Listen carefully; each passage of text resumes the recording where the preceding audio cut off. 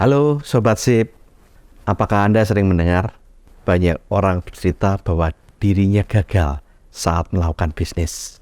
Atau Anda sudah pernah membangun bisnis dan hasilnya tidak memuaskan? Dua kondisi ini membuat banyak orang takut untuk mulai membangun sebuah bisnis walaupun ada peluang untuk memulai di depan mata. Di video ini, saya membahas tentang 9 kesalahan orang saat membangun bisnis dan tips agar bisnis Anda bisa sukses.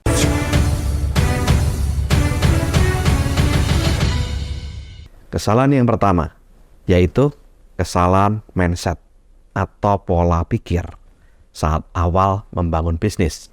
Terutama jika bisnis itu diawali dari modal kecil atau bahkan tanpa modal.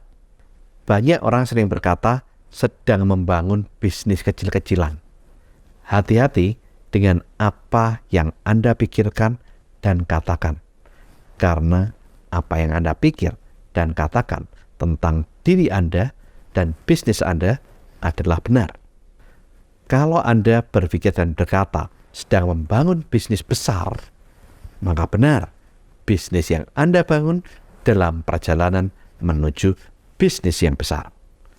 Sebaliknya, kalau Anda berpikir dan berkata sedang membangun bisnis kecil-kecilan, maka benar bisnis Anda akan selamanya kecil dan sulit berkembang. Karena apa yang sering Anda katakan dan apa yang Anda sering pikirkan akan menjadi doa Anda. Ada dua tipe orang yang sering mengatakan membangun bisnis kecil-kecilan. Tipe yang pertama adalah orang yang berpikir agar dipandang orang lain rendah hati. Tipe yang kedua adalah tipe orang yang minder atau rendah diri. Apapun tipe Anda yang sering mengatakan membangun bisnis kecil-kecilan atau hanya mendapat uang receh tanpa Anda sadari akan membentuk efek negatif terhadap bisnis yang sedang Anda bangun. Karena akan membuat alam bawah sadar Anda menuntun Anda untuk tidak berusaha dengan keras, tidak mau belajar dan mengembangkan diri, tidak bisa berpikir cerdas dan melakukan terobosan atau inovasi saat membangun bisnis. Dan hal ini akan berakibat bisnis Anda menjadi kecil dan sulit berkembang. Apalagi kalau orang itu saat mengawali bisnisnya sedang mencari penghasilan tambahan di luar pekerjaan utama. Dalam pemikiran dan perkataan mereka selalu merasa sedang menjalankan sebuah bisnis sampingan.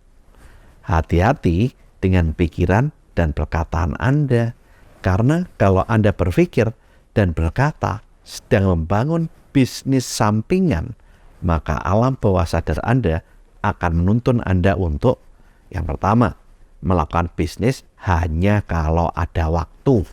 Tidak mau menyediakan waktu yang terjadwal. Yang kedua, melakukan bisnis jika tidak malas. Yang ketiga, tidak memikirkan bisnis tersebut secara serius. Yang keempat, tidak mau meningkatkan pengetahuan dan kemampuan tentang bisnis tersebut. Yang kelima, tidak mau melakukan investasi untuk bisnis tersebut kalau belum ada hasil. Atau kalaupun Anda sudah ada hasil, tidak mau melakukan reinvestasi. Yang keenam, menjalankan bisnis secara tidak serius atau seenaknya. Misalkan cuaca sedang hujan, maka pekerjaan Anda batalkan. Hal yang lain, badan sedikit tidak enak, pekerjaan dibatalkan. Ada masalah keluarga, pekerjaan dibatalkan. Di mana hal-hal ini tidak akan Anda batalkan jika terjadi dengan pekerjaan utama Anda. Hal ini terjadi karena secara alam bawah sadar Anda merasa kalau bisnis yang Anda kerjakan adalah bisnis sampingan. Dan biasanya bisnis sampingan itu hasilnya kecil. Nah, kalau Anda memikir hasilnya kecil, maka yang terjadi adalah kecil. Ada sebuah cerita tentang 3 orang tukang batu yang sedang membangun sebuah bangunan. Saat ditanya oleh seorang wartawan sedang apa, Pak? Tukang batu yang pertama menjawab, saya sedang bekerja mencari uang untuk biaya hidup dan biaya untuk sekolah anak saya. Apakah salah? Tidak. Tukang batu kedua menjawab, saya sedang menata batu. Apakah jawabannya salah? Tidak. Tukang batu yang ketiga menjawab, saya sedang membangun bangunan terindah di kota ini. Pertanyaannya, siapakah di antara 3 tukang batu ini yang akan sukses dalam kehidupannya? Jawabannya adalah tukang batu yang ketiga. Mengapa? Karena tukang batu ketiga memiliki pola pikir, passion atau hasrat yang berbeda tentang pekerjaannya dibandingkan dengan tukang batu yang pertama dan kedua. Hal yang dilakukan sama, tetapi kalau pola pikirnya berbeda, hasratnya berbeda, maka hasilnya juga akan berbeda. Karena passion atau hasrat yang berbeda akan menimbulkan effort atau usaha yang juga berbeda. Hal inilah yang membuat tukang batu ketiga akhirnya bisa sukses. Bukan hanya jadi tukang batu sepanjang hidupnya, tetapi bisa naik menjadi vendor, bahkan menjadi kontraktor, bahkan menjadi developer di kota tersebut. Sedangkan tukang batu yang pertama dan tukang batu yang kedua sepanjang hidupnya menjadi tukang batu. Perlu Anda ketahui bahwa banyak bisnis besar dimulai dengan modal kecil, tetapi pemilik bisnisnya punya impian dan visi yang besar dan tidak pernah memandang bahwa bisnis yang dibangun hanya kecil-kecilan atau bisnis sampingan. Contoh, Steve Jobs dan Steve Wozniak, pendiri perusahaan Apple, memulai bisnis mereka di garasi rumah Steve Jobs di Los Altos, California pada tahun 1976. Mereka membangun komputer pertama mereka, Apple I, di garasi tersebut dan berhasil menjualnya dengan harga $666,66 per unit. Contoh yang kedua, Jeff Bezos, pendiri perusahaan e-commerce terbesar di dunia, Amazon, memulai bisnisnya di garasi rumahnya di Seattle pada tahun 1994. Dia memulai dengan menjual buku-buku online dan kemudian memperluas bisnisnya hingga menjual berbagai macam produk.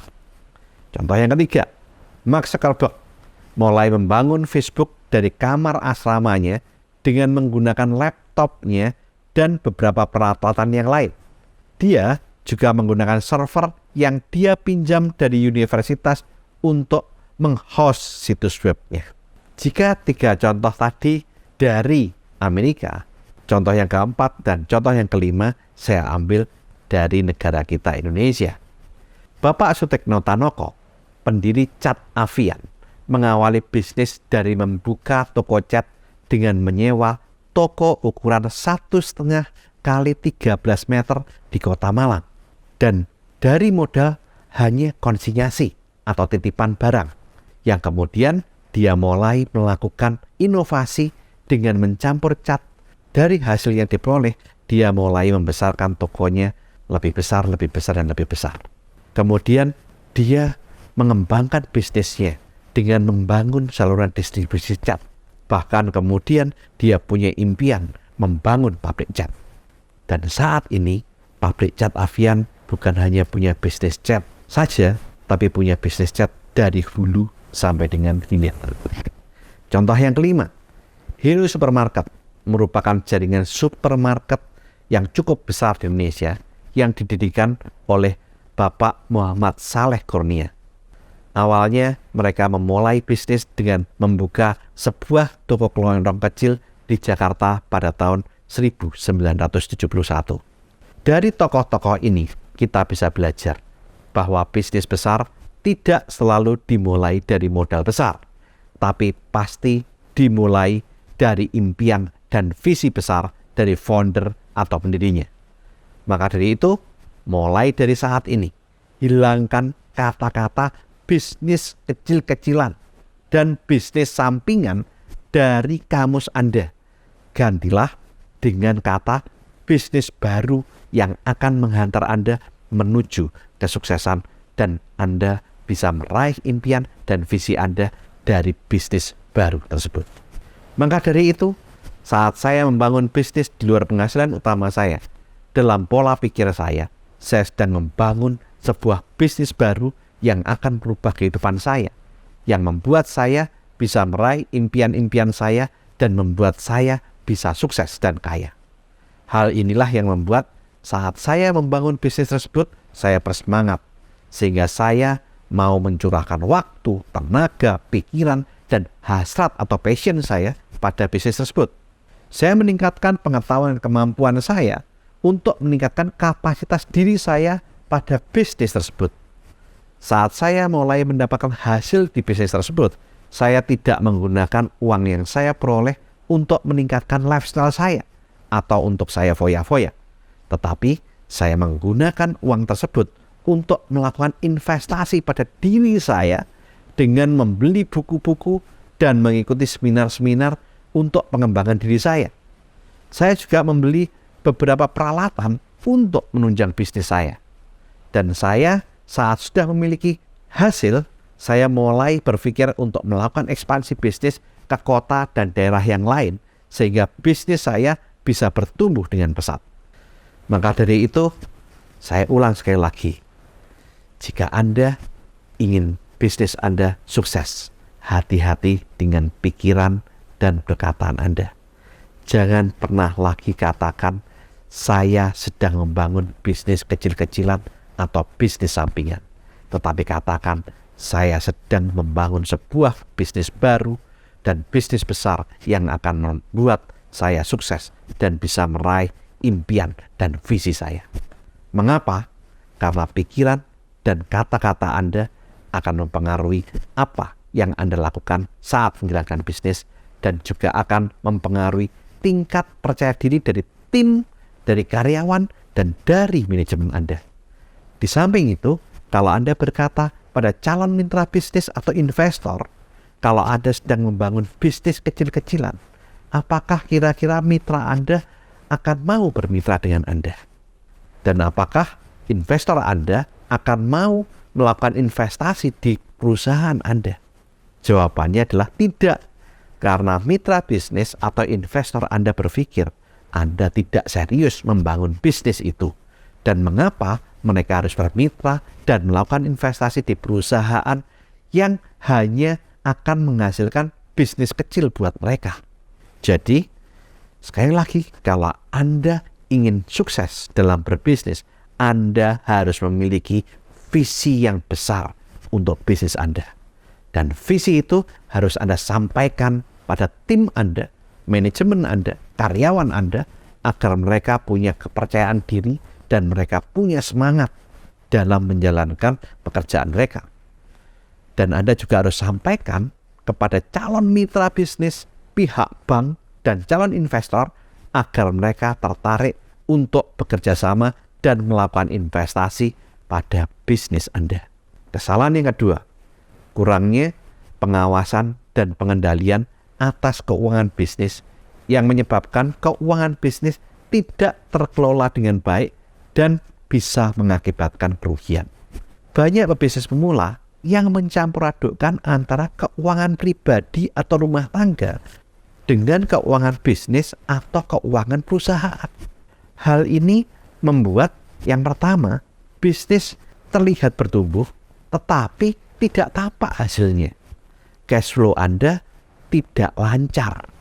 Yang kedua, sulit untuk mengidentifikasi kinerja bisnis secara tepat, seperti memperkirakan biaya operasional atau menentukan laba yang Anda peroleh, sehingga sulit untuk menilai apakah bisnis Anda menguntungkan atau tidak, dan sulit untuk mengambil keputusan strategis yang baik. Yang ketiga, memberikan kesan tidak profesional kepada klien, mitra bisnis, ataupun investor. Hal ini dapat mengurangi kepercayaan dan reputasi bisnis Anda. Yang keempat, menyulitkan pemilik bisnis untuk memperoleh pinjaman atau modal dari lembaga keuangan seperti bank, leasing, modal ventura, dan lain-lain. Yang kelima, Dan ini sangat berbahaya, bisa meningkatkan resiko audit pajak. Karena petugas pajak bisa melakukan keakuratan laporan pajak yang diberikan. Untuk mengatasi hal ini, yang pertama, Anda harus profesional dengan cara memisahkan keuangan pribadi atau rumah tangga dengan bisnis atau perusahaan Anda. Yang kedua, Anda harus paham tentang administrasi dan keuangan. Yang ketiga, saat bisnis Anda mulai besar, Anda harus memiliki tim administrasi dan tim accounting yang profesional di bidangnya, agar Anda bisa memonitor kinerja bisnis dan melakukan strategi bisnis yang tepat, seperti melakukan capex, pembuatan laporan keuangan, perpajakan, dan lain-lain. Kesalahan ketiga, tidak membuat perencanaan bisnis yang matang dan studi kelayakan bisnis. Hal ini bisa membuat, yang pertama, kurangnya strategi bisnis yang jelas dan terperinci, seperti rencana pemasaran dan rencana keuangan. Sehingga strategi bisnis menjadi tidak jelas, membuat bisnis sulit untuk berkembang dan mencapai tujuannya. Yang kedua, pemilik bisnis tidak tahu apakah produk atau jasa yang ditawarkan memiliki permintaan pasar yang cukup atau apakah pasar sudah jenuh dengan pesaing atau kompetisi.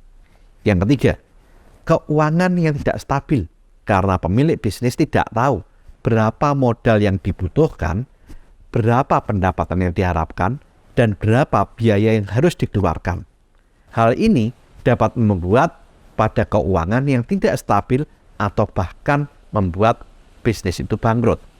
Yang keempat, kesalahan dalam pengambilan keputusan karena dibuat tanpa studi kelayakan bisnis. Yang kelima, kegagalan dalam mengelola risiko, seperti risiko perubahan pasar atau risiko perubahan regulasi. Kesalahan keempat, melakukan analisa dan evaluasi bisnis hanya berdasarkan asumsi, bukan berdasarkan data. Hal ini membuat saat melakukan strategi bisnis menjadi, yang pertama, tidak akurat dan tidak tepat karena didasarkan pada perkiraan dan dugaan, bukan berdasarkan data yang tepat. Yang kedua, rentan terhadap bias karena asumsi seringkali dilakukan berdasarkan perspektif atau pengalaman pribadi yang rentan terhadap bias atau pandangan yang subjektif. Yang ketiga, asumsi tidak dapat diuji kebenarannya dan sulit diverifikasi karena tidak didasarkan pada fakta atau data yang tepat. Yang keempat, asumsi seringkali tidak konsisten karena dapat berubah-ubah tergantung pada pengalaman dan pandangan individu yang membuat asumsi tersebut. Yang kelima, asumsi seringkali tidak dapat diandalkan sebagai dasar pengambilan keputusan karena ketidakpastian dan keraguan yang mungkin terkait dengan kebenaran daripada asumsi tersebut. Dengan analisa menggunakan data, maka hasil yang diperoleh didasarkan pada fakta yang konkret dan dapat diverifikasi, sehingga akan menjadi lebih akurat dan dapat diandalkan sebagai dasar pengambilan keputusan. Selain itu, jika Anda melakukan analisa menggunakan data, dapat membantu Anda untuk melakukan identifikasi pola atau tren yang sedang terjadi di pasar atau industri, sehingga dapat membantu pengambil keputusan di perusahaan dalam membuat keputusan strategis yang tepat. Kesalahan kelima, banyak orang membuka bisnis, produk atau jasa menunggu bola datang atau pasif, bukan menjemput bola atau aktif. Walaupun Anda memiliki produk atau jasa yang bagus, Anda harus membuat strategi pemasaran yang efektif untuk mempromosikan dan memasarkan produk atau jasa tersebut. Di samping, Anda juga harus memperhatikan kebutuhan pelanggan. Jangan hanya nunggu bola datang atau pasif. Maka kalau Anda nunggu bola datang atau pasif, maka bisnis Anda akan sulit untuk bertumbuh. Kesalahan yang keenam, mengandalkan diri sendiri, cenderung individualis karena takut idenya ditiru dan kurang percaya kepada orang lain. Pemilik bisnis yang individualis cenderung lebih memilih bekerja sendiri dan mengambil keputusan sendiri tanpa melibatkan orang lain. Hal ini dapat membuat bisnisnya yang pertama sulit berkembang dan cenderung mengabaikan peluang untuk bisa mengembangkan bisnis karena fokusnya pada diri sendiri dan cara kerjanya yang nyaman. Ini dapat membuat bisnis tersebut tidak berkembang atau bahkan terhenti saat terjadi shifting atau perubahan tren pada industri. Yang kedua, kesulitan untuk menangani masalah dan tantangan dalam bisnis karena cenderung mengambil semua tanggung jawab sendiri. Hal ini dapat menyebabkan kelelahan fisik dan mental serta meningkatkan resiko kegagalan dalam berbisnis. Yang ketiga, pemilih bisnis yang individualis cenderung lebih fokus pada pencapaian tujuan jangka pendek daripada tujuan jangka panjang karena terpaku dengan pola pikirnya sendiri dan tidak punya teman diskusi yang bisa membantu untuk menentukan arah yang diambil di masa yang akan datang. Yang keempat, sulit berkolaborasi sehingga dapat menghambat pertumbuhan bisnis dan kinerja karyawan serta pengambilan keputusan yang tepat yang membuat bisnisnya mengalami stagnasi dan sulit bertumbuh. Pemilik bisnis yang individualis jika mau bisnisnya sukses, maka dia harus mau merubah pola pikir dan sikapnya dan mulai mencari dukungan dari orang lain seperti rekan bisnis, karyawan, ataupun mempunyai mentor bisnis. Mereka harus membangun keterampilan kepemimpinan yang kuat dan belajar untuk bekerja sama dengan orang lain, seperti keterampilan untuk melakukan delegasi, kemampuan berkomunikasi yang baik, kemudian menjadi pemain tim yang baik, mempunyai kemampuan leadership agar bisa berkolaborasi dengan orang lain, baik dengan karyawannya, rekan bisnisnya, mitra bisnisnya, atau mungkin dengan investor. Untuk topik kepemimpinan akan saya bahas di video saya berikutnya. Kesalahan yang ketujuh, tidak memiliki jaringan atau koneksi bisnis yang luas sehingga bisnisnya sulit bertumbuh. Memiliki jaringan atau koneksi bisnis atau network yang luas dapat membantu bisnis dalam hal promosi, pemasaran, maupun pengembangan. Sehingga pemilik bisnis harus berusaha untuk bisa membangun dan memperluas relasi dan network dengan meningkatkan kemampuan komunikasi, negosiasi, dan kolaborasi. Untuk Anda bisa meningkatkan cara berkomunikasi, Anda bisa membaca buku 25 Ways to Win with People. Dan kalau Anda ingin membangun relasi dan network, Anda bisa membaca buku Relationship Edge. Kesalahan ke-8, tidak mengembangkan dan memperbarui produk atau jasa secara teratur sehingga membuat bisnis tertinggal oleh pesaing dan kehilangan pelanggan. Pada awal tahun 2000-an, Nokia merupakan pemimpin pasar handphone dengan produk-produknya yang populer dan inovatif. Sampai salah satu produknya, yaitu Nokia 5110, dijuluki sebagai handphone sejuta umat. Namun, perusahaan itu gagal untuk menangkap tren baru dalam pasar handphone, yaitu pertumbuhan daripada smartphone. Nokia tetap berfokus pada handphone sederhana dengan fitur dasar, dan Nokia memilih sistem operasi Symbian sebagai sistem operasi standar untuk handphone mereka. Sementara pesaingnya seperti Apple dan Samsung telah mengembangkan handphone smartphone dengan sistem operasi seperti iOS dan Android yang lebih canggih dan mudah digunakan. Hal ini menyebabkan pengguna beralih dari Nokia menjadi handphone smartphone yang lebih mudah dan lebih canggih untuk digunakan. Sehingga akhirnya Nokia kehilangan pangsa pasarnya. Salah satu faktor utama kebangkrutan Nokia adalah ketidakmampuan perusahaan untuk mengikuti tren dalam industri handphone. Kesalahan ke-9, terlalu cepat menyerah dan tidak cukup sabar dalam membangun bisnis. Memulai bisnis memerlukan waktu dan usaha yang tidak sedikit. Bisnis yang sukses memerlukan usaha dan waktu yang kontinu, yang konsisten untuk memperbaiki dan meningkatkan kinerja bisnis. Jika Anda terlalu cepat menyerah dan tidak cukup sabar, akan bisa membuat bisnis Anda gagal. Dalam perjalanan sebuah bisnis yang sukses, pasti akan terjadi banyak hambatan, halangan, dan rintangan. Akan juga banyak terjadi ujian, permasalahan, penolakan, kerugian, ataupun kegagalan. Dan ini semua merupakan sebuah proses menuju kesuksesan. Teruslah maju, teruslah berdoa, teruslah belajar, teruslah bertumbuh, dan teruslah berproses.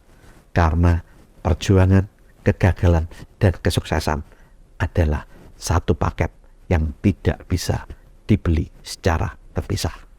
Jangan pernah menyerah sampai bisnis Anda mencapai kesuksesan. Lakukan terus saving, investing, protecting agar hidup Anda makin sip. Saya, Tony Hermawan Adikaryo. Sampai jumpa di puncak kemakmuran.